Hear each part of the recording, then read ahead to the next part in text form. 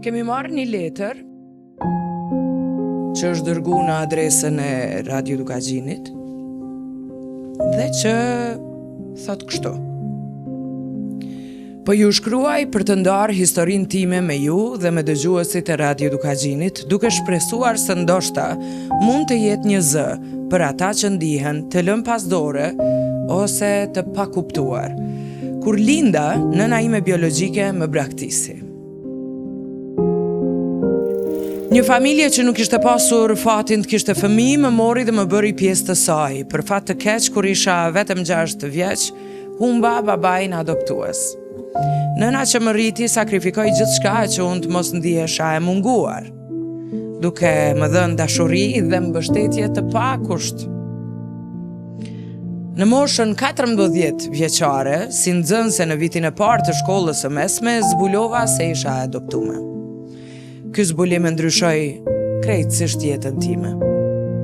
Dhe filloi një periudhë e gjatë depresioni, e cila më ka ndjekur edhe sot, duke ndikuar si në avancimin tim në karrierë, ashtu edhe në aftësinë për të ndjerë normalitet dhe siguri si të gjithë fëmijët e tjerë.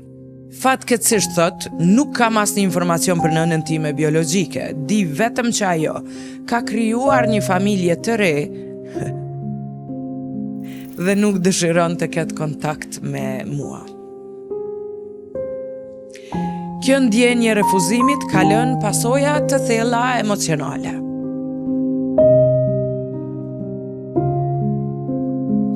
Gjatë periudhës sime të depresionit, kam ndjerë shpeshherë se i kam larguar edhe ata që më kanë dashur dhe mbështetur. Familjarët dhe shoqëria shpesh më kanë gjykuar keq, duke menduar se dhimbja ishte egzagerim ose kërkim për vëmendje. Për shkak të kësaj, sot ndjej mungesën e mbështetjes familjare dhe shpesh nuk kam guxuar të kërkoj ndihmë kur më është dashur më shumë.